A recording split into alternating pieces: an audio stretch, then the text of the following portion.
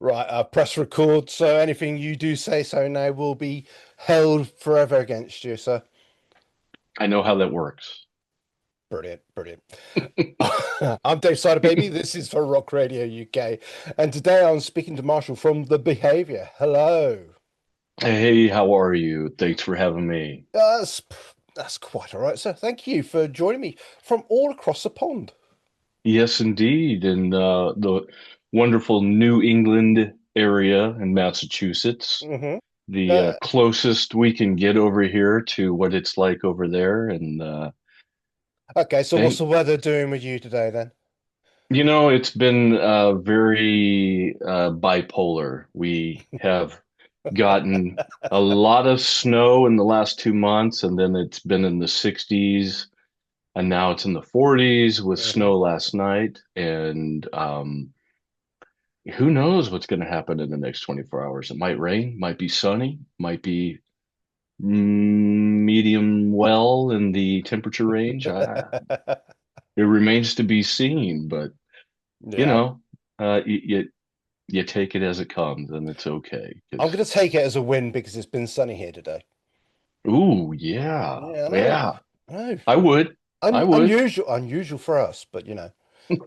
Same here, though. I mean, we've got the sun out today, and it's like been a little while, other than one day last week when it was in the 60s, which was very surprising. We're like, Mm. oh, okay. It's a little teaser, for what's to come. Okay, let's talk about the behavior. What can you tell me, sir? What is this all about? Well, the behavior is my solo project. It's Mm. my own endeavor.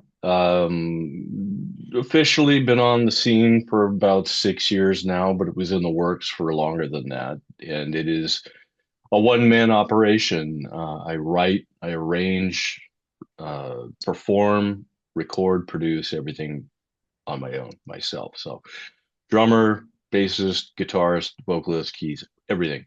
And it comes about after years of spending almost a quarter century of my career as a drummer Mm. in heavier bands, like West Borland's Blacklight Burns for a while. Today is the Day, the Esoteric Kylesa, many. And I decided at a certain point that it was time for me to step up, come Mm. to the plate. I wanted to do something that was 100% purely me and what I envisioned and heard in my head, and things that I felt I needed to get out. And it's 100% the things that appeal to me. I write and play and record what I would want to hear, what Yeah. would satisfy me. And if it resonates with anybody else, that's a bonus. That's awesome. And it certainly does. And funny enough, it seems like people over in Britain, Europe, Scandinavia, I seem to get a much better reaction Really? over there than I do from here. And Okay. Okay. but I'm perfectly okay with that. I think I've always tended to believe that audiences across the pond are have their ear to the ground a little better and are more receptive to different things that aren't your typical everyday cookie cutter on the radio things that are being played. I'll take that as a win. Yeah, yeah, I'll take that. Yeah, But especially go on. especially in heavier music or Yeah, different music, things that just aren't your auto-tuned programmed pop music. I do know what you mean, especially like the Scandinavian guys. I think there's some cracking tunes coming out of there. Yeah, And yeah, the behavior, it reminds me quite. There's an Icelandic band. I'm trying to think of the name. mm, Muir, maybe similar. And I thought, this is this is rather good. So, I've listened to the EP, Pedestals, and yeah. it's sort of like, wow, this is like it's got its finger on the pulse rather than being, like you say, tune candy for the heavy metal guys. This is it's pushing the boundaries. Well, I really appreciate that. Thank you, very much so. Because you know, I want it to be something that somebody who this will appeal to, or who will dig this, you're going to hear something different every time you listen to it. I mean, I'm a Mm, big Pink Floyd fan, and I come from the era of putting on your headphones and zoning out, and every time you listen, you hear something new or yes. different coming through. And it's a very dense, very textured album, and there's a lot going on, and your casual listener is going to miss it on the first go round. And I want that to grow every time you But hear it. that's a mark of good musicianship and a good album as well. If you can keep finding little nuggets as you listen every time, to the Yeah. same song, maybe a dozen times, and you find Yeah. something new on that doesn't listen, and you think, wow, this is a keeper. This is good. So yeah. Yeah. Well, and typically, at least in my opinion, again, I think when a band, it doesn't matter what style or genre, who they Mm, are, when they put out a single, typically to me, those singles are the weakest songs on the album. I like yeah. the deep cuts and the things that aren't trying to appeal to the masses, so to speak. But Yeah. I hope with this one, it's solid all the way through. And, it is only 5 songs, stripping it down to an EP, but I I hope that it leaves you wanting to listen to it again. So, Certainly does. I mean, Dark Not Quiet. Tell me about that track. so that is one of two, The Reckoning being the other, that were previously written around the same time as the first album.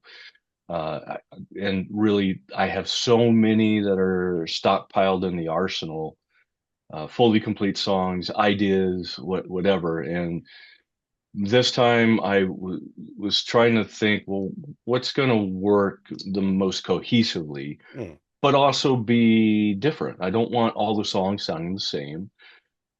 So that song was actually one of the heaviest that mm, I had. I was like, let's play with this. Let's see where we can take it. And from some of my previous work, I'm a big fan of mixing odd time signatures, unique rhythms, but with melody, and making it different but catchy, not mm. losing you.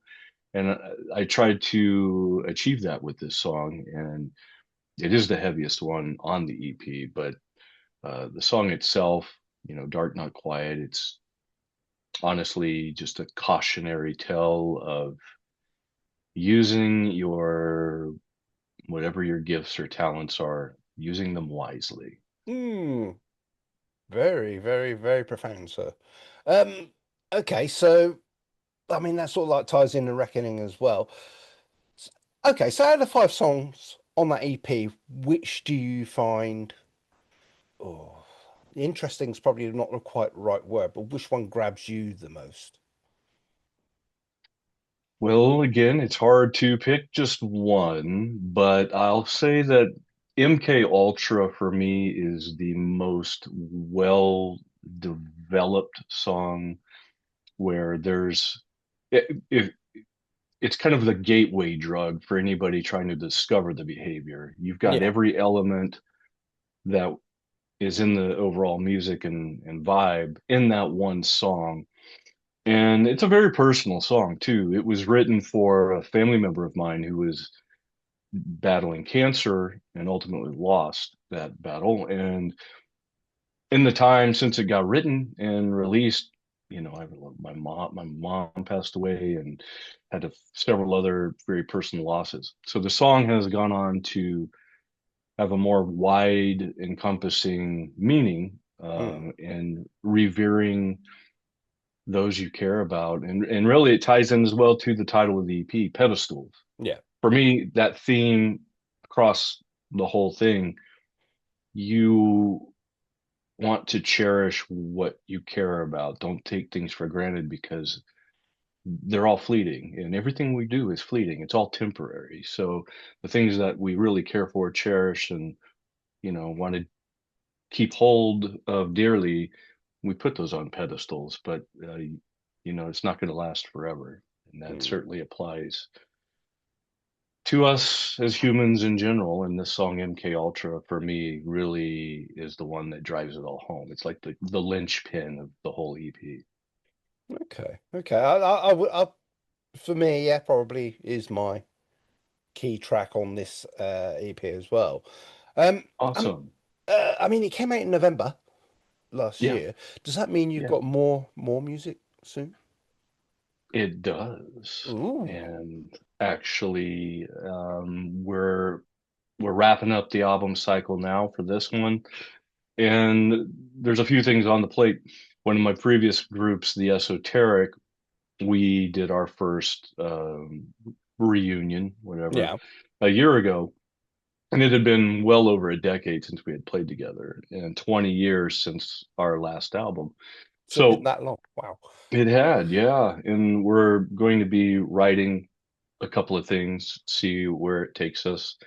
So I'm going to be part of that here very soon. And then I am going to focus on maybe doing some visual media. Okay. Aside from your normal put content and music videos together, I really kind of want to explore the concept of like a short film to Okay. further explore the concepts of pedestals, where the themes and concepts on it can be fleshed out in a lot longer format. Mm, Each video for the song is not just your standard here I am playing music. It's got an overall arcing theme, and then you put it together, it's like 20-23 minutes long, something that will visually further enhance what it represents musically.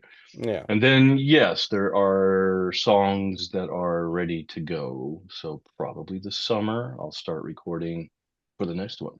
Mm. Hopefully be out in 2027. That's the goal. Oh, that is good news. That's good news. Yeah, So you're quite a busy man then. that's an understatement. I mean, it's bad enough that, or good enough, actually, where with it all being just me, it took me a whole year to do that EP. I Right. started in the beginning of 24. And then by the time it was all wrapped up, ready to go, that was last summer.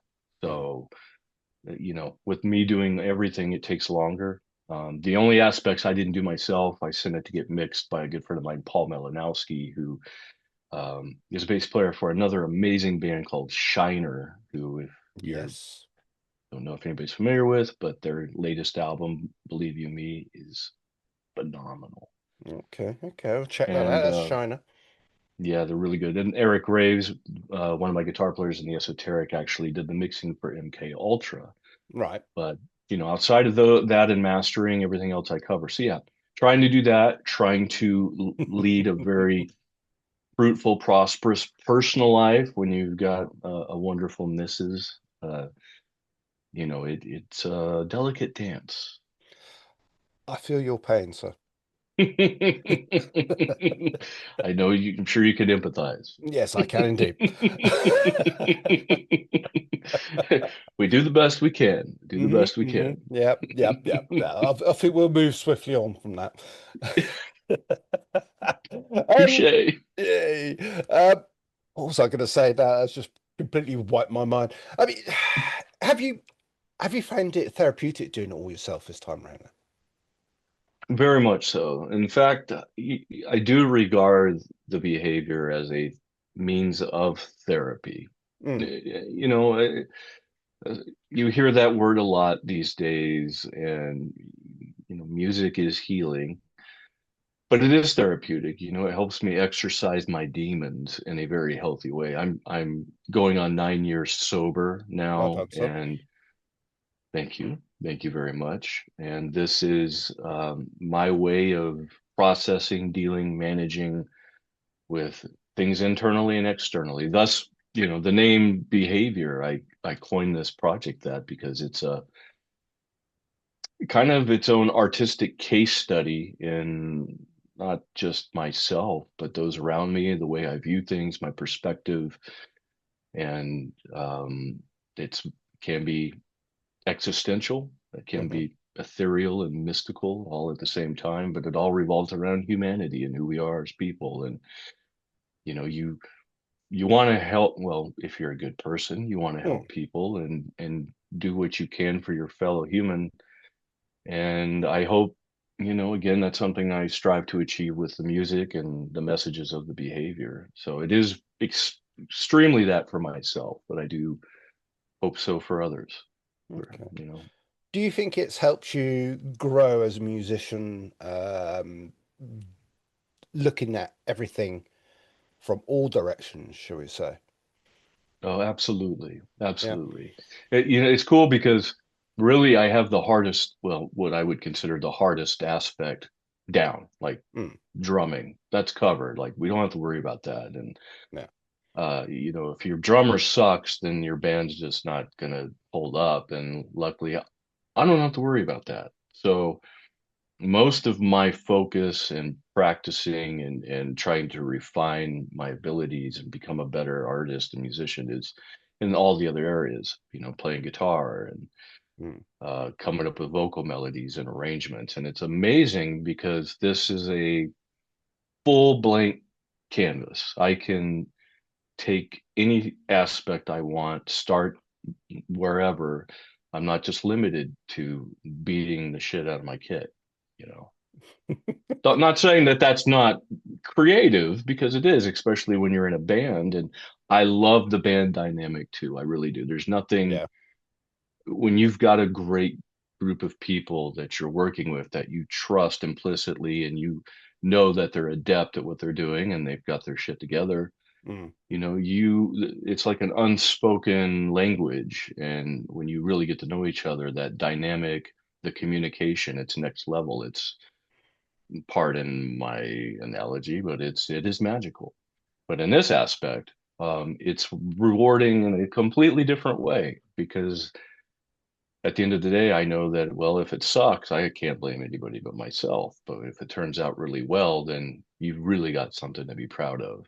mm, absolutely. Are you, will there be elements that you're going to be taking to esoterics, shall we say, and say, "Oh, look, guys, why don't we go in this direction a little bit?" Absolutely.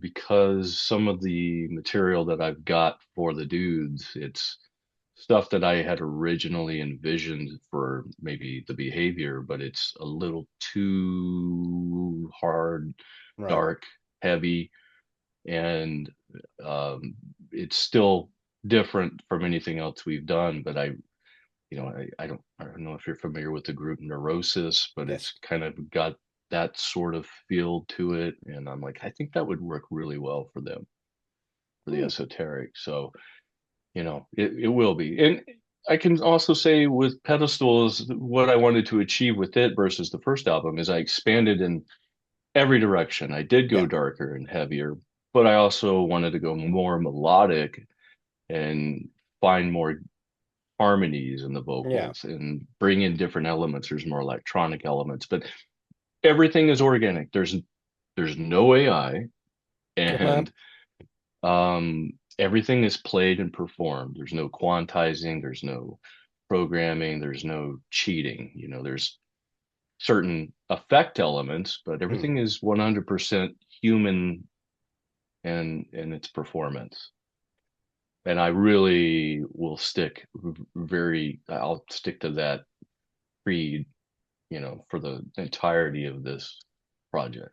Yeah. I've got, you've touched on a very sensitive subject, shall we say, AI in music, and Hmm. it's only basing itself on what has come before. So Yeah. how can it be organic and grow and well, I, I I'm don't teaching to know. the I'm preaching to the converted, obviously, but Yeah, well, you know, I just real quick, I'll say that I even utilize AI when it comes to like visuals, mm, aesthetics. I mean, I will use it to kind of create certain things that I see for artwork, but I tweak it, I edit it, I modify it to a point where it's completely different than what yeah, an AI program will come up with. But for music, you know, if it's not coming from your soul, and you're not the one who thinks of the arrangement, the melody, rhythm, and you take that from a program that came up with that by harvesting and mining that from thousands of other artists' stuff. I think that's wrong. Mm, And that's my big contention with it, is that they're using pre-existing artwork and music yeah.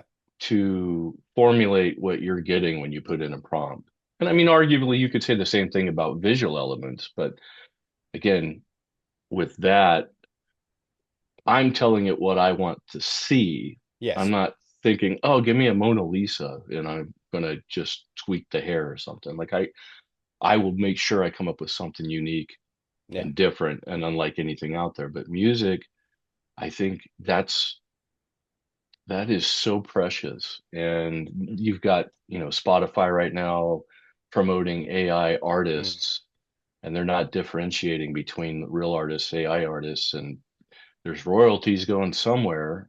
It's like, that's wrong. Spotify's pocket, but yeah. Yeah, yeah, those nice little playlists. Yeah, don't get me started on those as well. I mean, they're not all these playlists. They don't promote Mm, good new music. It's mm-mm. established bands all the time. Yeah, it's a fight. It's a Mm, fight. And, I was asked earlier, what advice would you give to young artists, musicians trying to do this? And it's twofold. You've got the great aspect, which is it's much easier to put your music out now. yeah. You've got the technology that allows you to make it at home, record it at home. You've got YouTube at your fingertips. So any Mm, tutorial you need in the world to learn anything is there. And that's great. But you've also conversely got you have so many people putting stuff out that waters down mm, what's going on out there, and it makes it really hard for genuine good artists with integrity to be found and yeah. heard, and Yeah. it's a fight. Indeed. Well, back to the behavior. Yeah, Yeah, pedestals. It is available just about everywhere, isn't it now? it is indeed. We've got it out on every streaming platform, Spotify, Apple, Amazon, Tidal, you name it. And there's vinyl. We do have vinyl pressed. Right. So Okay. the vinyl is available on the website, which is thebehaviormusic.com, all one word. Hmm. And for those who don't know, the behavior is spelled like the English spelling with a U. So those in the States, remember that. Those overseas across the pond, I think you'll get it. But Yeah. To say I didn't actually pick up on that, so yeah, thank you for telling me. yeah, there's something about Old English. It really appeals to me, and Yeah. it was just a natural thing. But yeah, vinyl available at thebehaviormusic.com. It's also available on the Spotify merch store, and you can check out everything on the socials: Instagram at the Behavior Music, YouTube at the Behavior Music, TikTok at the Behavior Music. Okay. You, if you don't mind me saying, you don't look like your typical TikToker. I really am not. And in fact, I loathe it. Yeah. My wife, she's a novelist, a published author. She just put out her third novel in the last 2 years, and Okay. she uses it very competently, and she's very adept at it, and she's so good at just boom, boom, boom, boom, boom, boom, boom, spitting out content. And actually, I have her to thank for it being easier on me because I absolutely loathe it, but you got to do it. And Yeah. that's another tool. I mean, as much as I hate it, thankfully we do have that easy way of promotion. It's just Yeah. you just have to make yourself do it. Yeah. Uh, it is hard work when when your heart's not in it, but if you Well, can. yeah, I would be more than happy to pay somebody to be like, here, do it. If but by the end of the day, because I do have so much going on, it's the last thing I'm like, oh yeah, we got to do that too. Ugh. Yeah. Well, Marshall, I won't take up any more of your time. Thank you so much for taking the time to speak to me. I wish you all the very best with the behavior, and Pedestals is available everywhere. I urge everybody to go and check it out. And Yeah, hopefully our paths will cross very soon in the future. I would like that. Real quick, the vinyl does come. I made sure because I'm a vinyl lover. I've got about a Hmm. 700 records sitting over here. It has a nice 12-page color booklet, because I love being able to open it up, look at Yeah. the artwork, appreciate all of that. It's a really cool package. And as well, I hope to make it over there in the nearer future than not. We're looking at Okay. possibly doing some festival dates within the next year. That'll be very Um, interesting. Yes. yeah, yeah. So that So, as the behavior. yeah, it'd be me with a crew of dudes that I'll be handpicking out of my amazing musician group Hmm. and making it presentable. And I think again overseas the festival circuit like Roadburn especially like that's such a good fest that Yeah. I think that would be really cool. Have you ever played Bloodstock? No, I have not. Mm. I But think many artists that I do know have. mm. Um, I was going to say I think the you'd be well received there. I think it would work well. I think it would be mutually beneficial. It would be a great audience, and the people that I mean, I wish I could go every year and just haven't made it yet. But Yeah. as a performer, I think that would be phenomenal. Excellent. Well, Marshall, thank you so much and take care. Thank you, Dave. Very much appreciated. This has been a real pleasure. Thank you.